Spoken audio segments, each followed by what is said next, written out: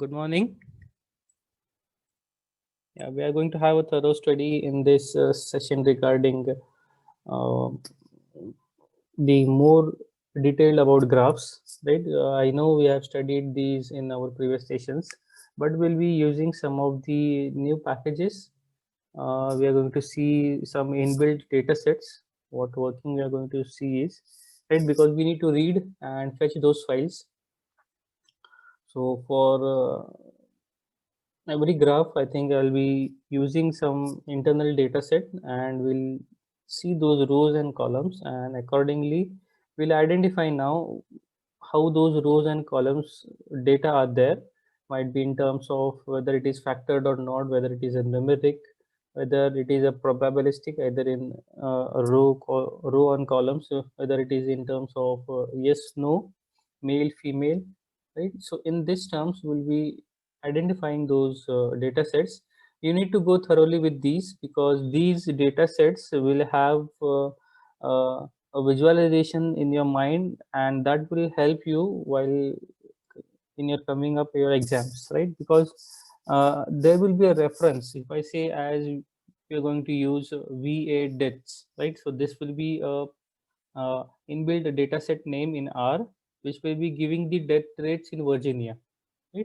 So in these terms, VA deaths will represent some amount of data, and you can visualize or you can write whatever the question is is given in your IC or might be in your exams, right? So based on that, you will be able to know that this is the entire data sets how it look like, because I cannot provide you a file or I cannot print out that entire data set for you, right? So if possible, I can provide you first 6 rows, 6 columns, or how the data is, and based on looking at that data set, you need to answer your questions. So this is how you check out your available packages in R.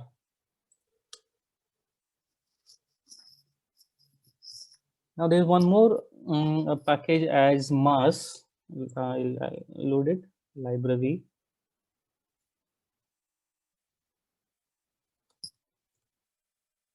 I loaded it. MAS stands for Modern Applied Statistics with S, right? So this is a library package which we are going to use. This allows you to show, or you can use all the inbuilt packages here, right? For that you can go for library.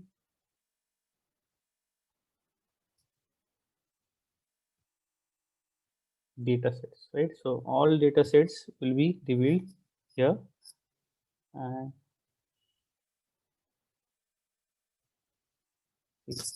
if I'm looking for all the data sets, right? For all packages, you need to write library and data sets. And just to reveal your inbuilt data sets, right? You can write this command here. I've highlighted here below in the console. So for getting the information, what you can do is you can see these are the number of data sets available in the R, right? So if I'm going for R packages data sets, what I'll do is I'll check out all these, right? So you can see here we're having Titanic. So I'll take an example how to see that.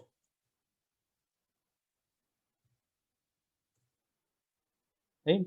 What we have done here is we have used this command view, and whatever data set name you want to see, how many rows and columns are there and how the data is being distributed, use this command and use the data set name, right? When you run this, you'll be getting this tabular form. You're having these columns in Titanic data set. This is the inbuilt data. You can see here there are n number of data sets given for study reference. You can use any of these. What we use normally is this empty cars also, right? So last time I think we have used this empty car. I'll show you. See here, this is the table what we used in last sessions. So in this way you can use any of these for study purpose. I'll show you some of these which are being commonly used. and for references we'll be using those further on. There's one more class which we'll be using for basically for only graphs, because it has a very good color palette and it is the most famous one.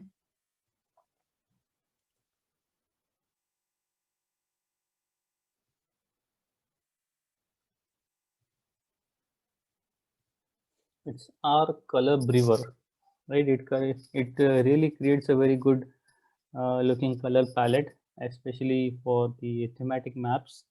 There's a function called as brewer.pal, which makes the color palettes from color brewer available, as well as for the R palettes, right? We know how to find out the colors in R, right? So these are some of the you can say initial steps for loading your color palettes and seeing how the internal data sets can be easily made available while studying. Hmm. Now, let's see some of the built-in data sets. We will be using data or VA depths. Okay, if the package is available, if you have loaded it already, you can see here, we'll be having a tooltip as death rates per thousand in Virginia in 1940, right? I've loaded this. Now, just to check out, I'll go in help. You can see here it is recommending you and giving you this information, right? So this was the tooltip which we saw while loading this data set, right? So this is the information. If you want to go thoroughly, you can go, either you can write over here in as view, and you can see the table. Now this table is very limited. It has 5 rows and 4 columns only. But what significance about this table is that you are having a specific range for every row, right? So 50 to 54 will define a range. So that might be a year.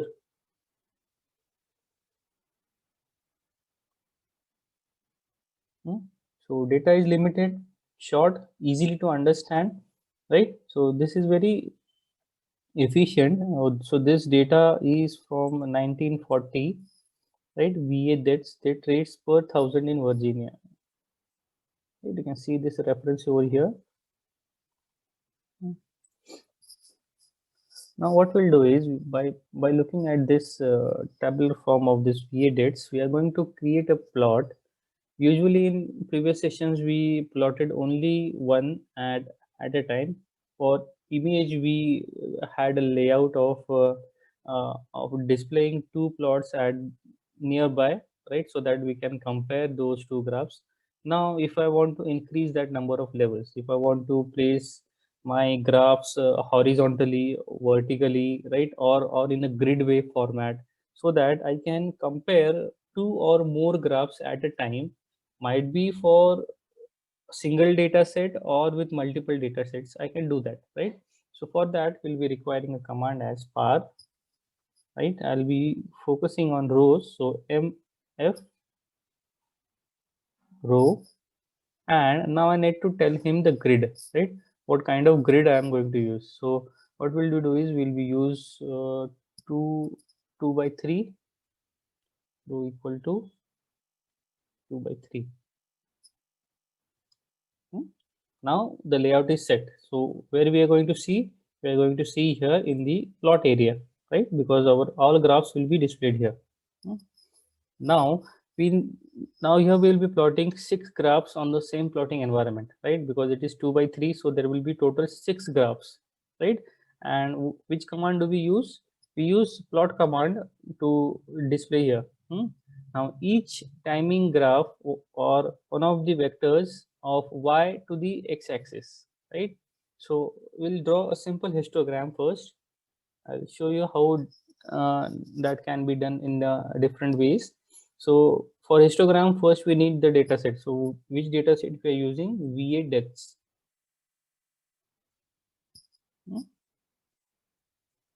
10. How many bins I want? I want only 10 bins. Breaks equal to 10. Then color color. Now I have used R Brewer here, right? So this is my color palette library, which has very significant colors and different combinations which are being already ready-made. I just need to call that parameter, right? So color, how do you call it? Brewer dot path.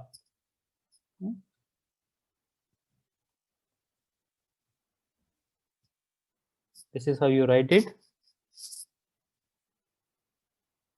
We'll set a title.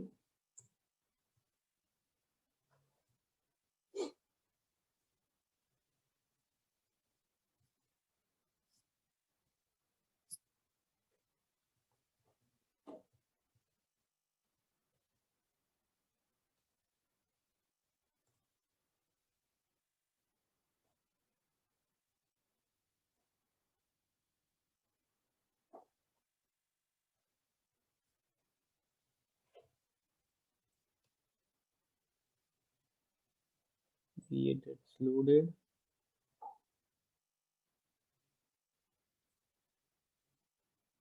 The data must be visible. Okay, we'll see for further ones.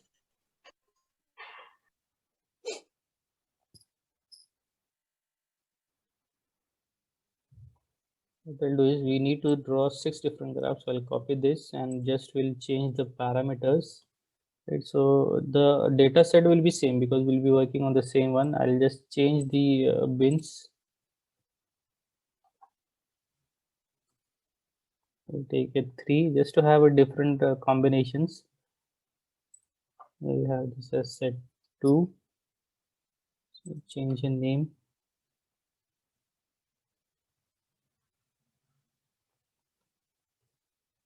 Yes, you can see we are having these 2 graphs next to each other, right? So it will be 2 rows and 3 columns, right? So we can fit one more over here, and if you try to draw fourth graph, it will be here in the below area, right? I'm not loaded this. The library is loaded now. I'll remove these first, otherwise it will overlap on it. Set the layout, load it. Okay, now it is visible. This was our first, this is your second, right? You can see the color palettes. I've not taken any of those color names.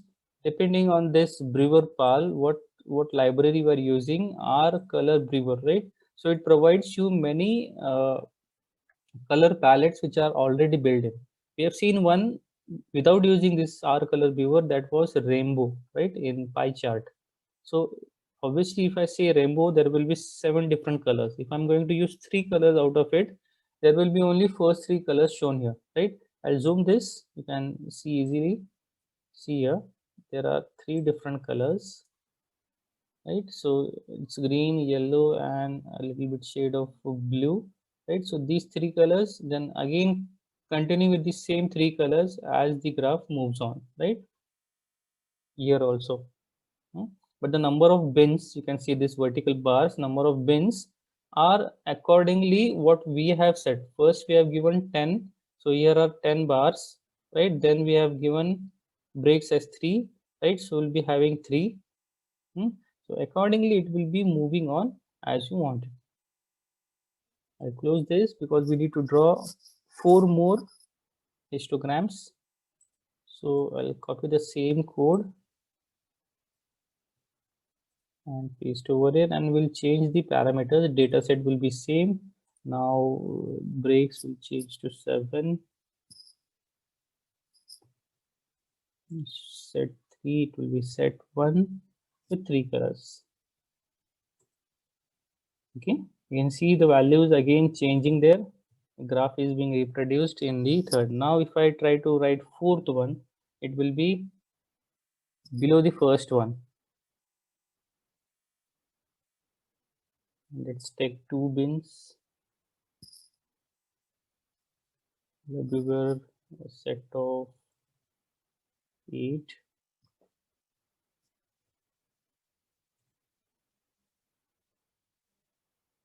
Instead of 3 colors, now it will be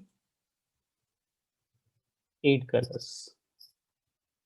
From again 3. I'll execute this here. You can see only 2 bins. The 2 bins are there and 8 colors, right? As bins are only 2, you can see only 2 colors. Hmm? So if bins are less, colors are less, no issue. If bins are more, colors are less, the colors will be in a repeated form, right? He will be not asking you for a specific color. If you want to go for a specific color, you need to call it by their particular um, column name. So those column frequency, how much it will be represented by that particular color. But if you're going for n number of your bins, there might be a possibility that no one will use one color for each bin, right? So you can go for this color palette. It can show you representative in this way. We'll draw 2 more so that we can complete this set.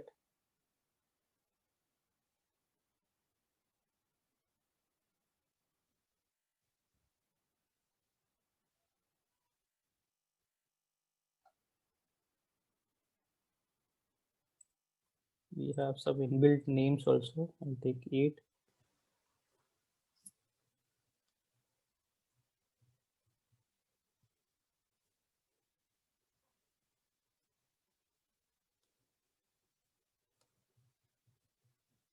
Gray color. See, you're seeing those, only those color with grays, right? So this is the color palette name in our Brewer, right? So this is, you can see from light to dark it is going on. It is kind of a gradient shade. You can have that. You are seeing in grays. You can also have it in greens also. I'll show you. I'll remove this first.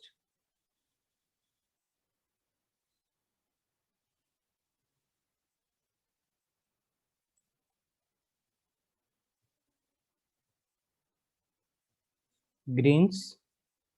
The combination will be of 8 colors.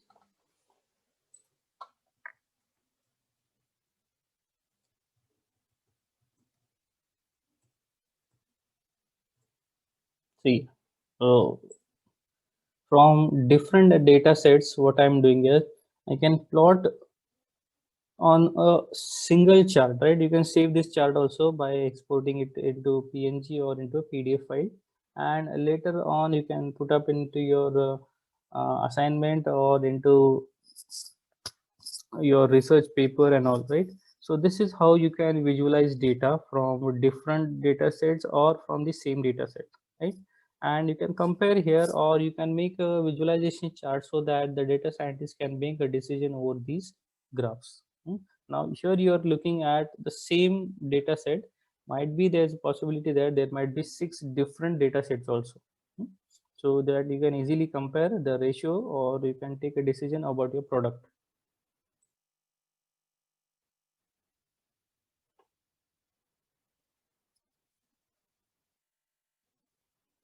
So this is how you can draw these histograms. Now we'll move on to line chart. See, we'll be using again the data sets inbuilt, right? This will help you for your exams. You remember these data sets, just your name, and you can go thoroughly by using this help button, right? So every information is available here. At least if I call as VA deaths, you must be able to know how many rows are there, and you can be able to populate that how many rows and columns are there, right? So it's a matrix of a specific row range for the rows and 4 different columns. As and when I'll be giving just header and initial some rows, right? So that you can identify this is the inbuilt one and what is the basic purpose of getting this data set. Now we'll use another one. We have seen data as air passengers. I'll load this. We'll see this data set. You can see this is the most easiest data set ever available in R with only one column, right? So what does it shows?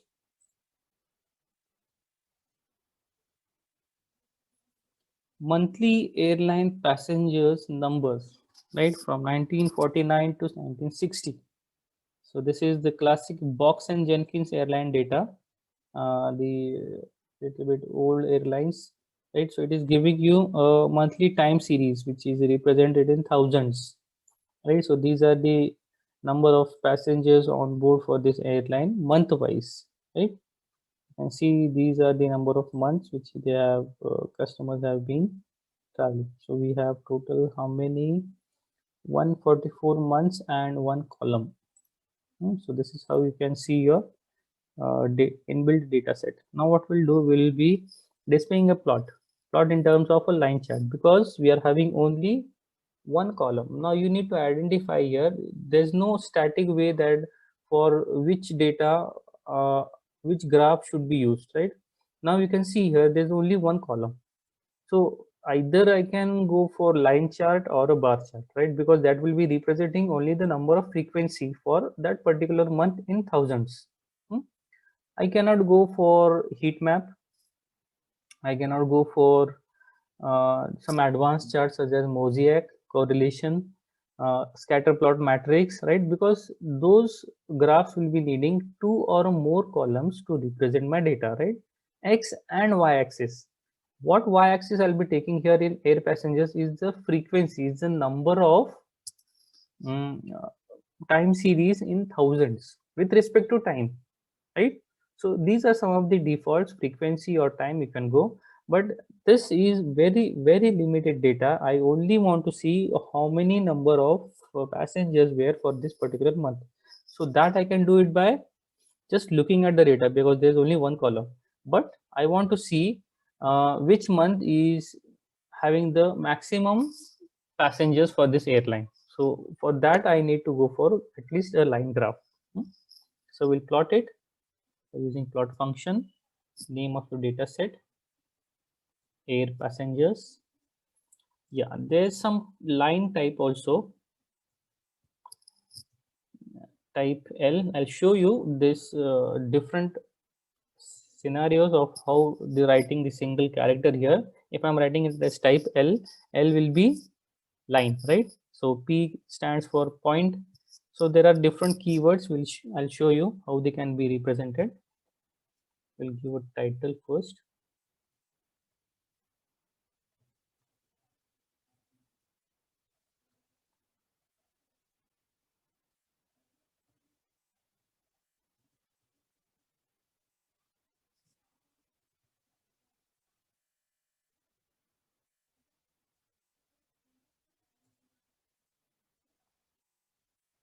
Oh, it's still set. I'll flash that and I'll load it again.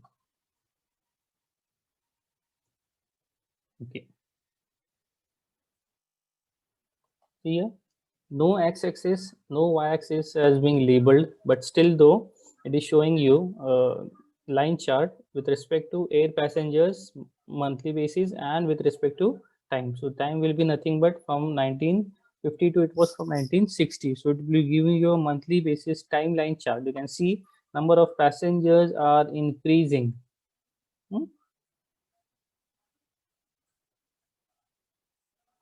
I'll show you this these types how you can change here. I'll just copy this,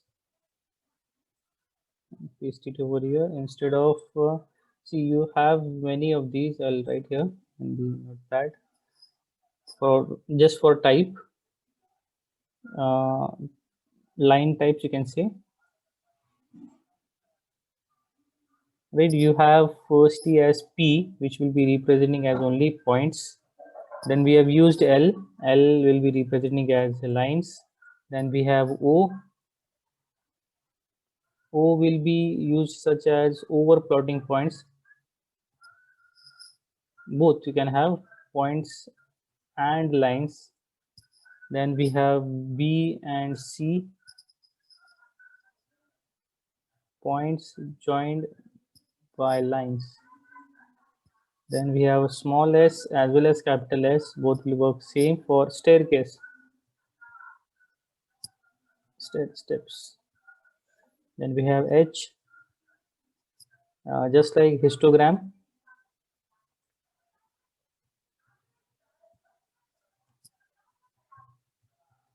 they'll having vertical lines. And for n, so especially if you do not want to see some lines which are being very correlatively to each other and very too close to each other, then you can use here n, so it will not produce any lines,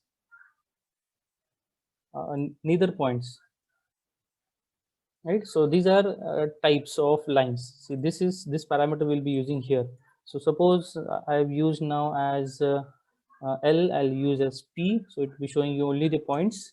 See here, right? Only points, right? So I can join these points, right? Or I can directly draw a line. So for line, what you saw here, see, there's the same graph, right? Now let's try for O.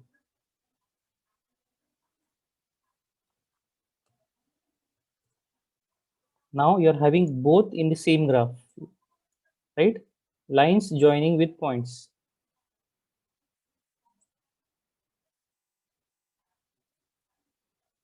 See here? Now this was the easiest data set because it had only one column. If you're having multiple columns, you need to specify what you're going to see on x-axis and what you're going to see on y-axis. So this is how you can represent for different types in a line chart.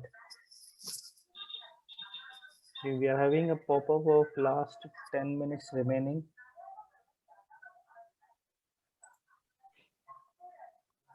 This meeting is recorded. What you do is, for attendance, I need to complete this at least one point. You write a message in your chat box. Just reply as present so that I can fetch this chat record and mark up your attendance. So reply in your chat box and that will be considered as your attendance.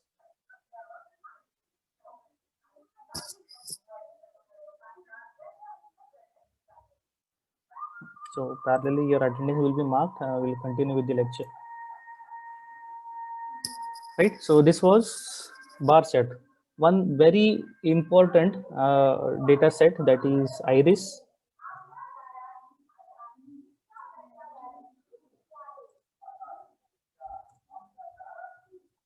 I need to show you this. This is very good for study purpose. See, this is a flower named, right? So for there you have its sepal length, width. You have petal length and width, and there are three different spaces. I'll show you this. This here, iris. There are different categories. You have iris, iris 3. Right, so we're going for this Edgar Anderson's iris data. He's a famous scientist. He's using this uh, to, to study 50 different flowers from three categories. Those three categories are iris setosa, versicolor, and virginica. Right. I'll show you first this how it looks like. I have an image.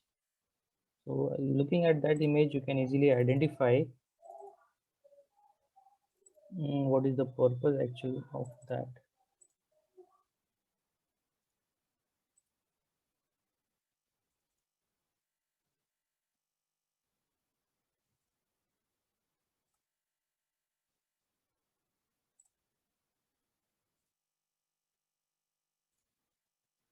See, if you're able to see on my screen. So these are three different, you can say, categories of that flower iris. This is versicolor, this is setosa, and this is virginica. So no need to get into detail that what difference these are having. Even I am looking at this image and seeing that these are three same images, but these are being categorized into three different flowers, right? So this is how they have measured as sepal and petal, right? So what we are having as in parameters is the length and width of sepal and length of width of petal. This is one as versicolor. What we are having three different uh, this type of flowers, right? So there are 50 different statistics of what we are going to see of these three categories. Hmm?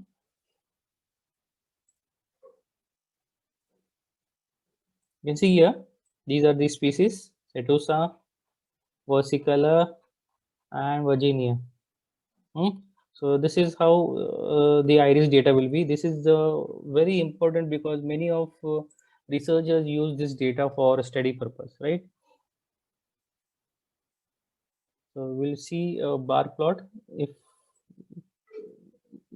your lecture ends, will stop automatically because your attendance is already marked here. Bar plot. So you are going to use iris data set, right? If I want to specify for a particular column name, use $, and which you want to go for, suppose for petal length, right? So that is your column name into your data set. Give a title.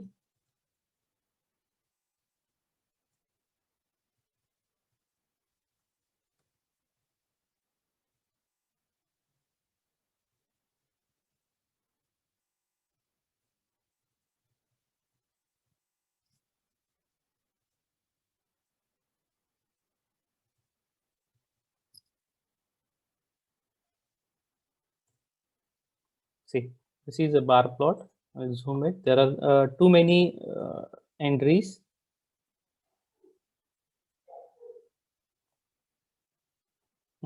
This is how we're going to see it. I'll copy this. See some another one.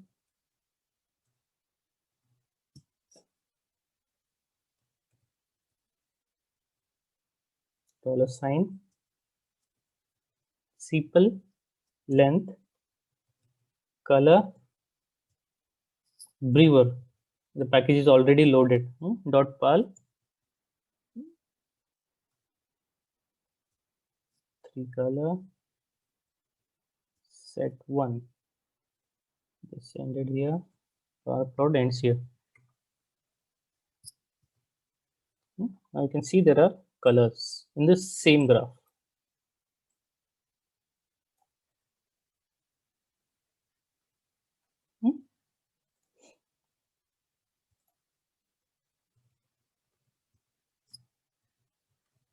You can use in this way also as a table.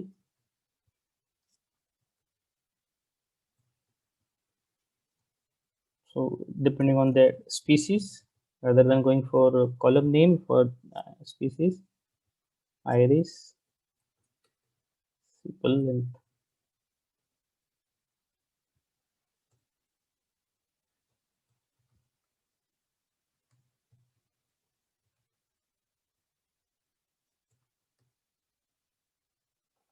Just copy and paste this.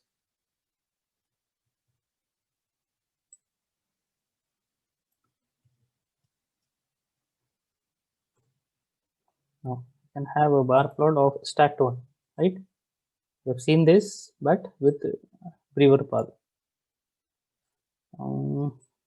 Margins are too large. You can see here, right? So you can give a title, name this X and Y axis, and accordingly you can use this, right? So remember these: iris, air passengers, and VA depths, right? So these are some of the common ones. You can study this in your R Studio help section, right? This is what you need to know about your package. And if you want to see the details of that package, just write this command as view and what data set you want to see. So all information will be given up in your R itself, right? So you need to go through these data sets at least once because you need to know how many entries are there and how and for what purpose that data set is. Depending on that, your question will be there and you need to answer it how it will be as an output on your screen. Okay. So in next lecture, we'll see what are box plot, scatter plot, matrix scatter plot, and some advanced plots for such as for maps, heat maps, correlation maps, right? So tomorrow we'll see that and we'll stop here today.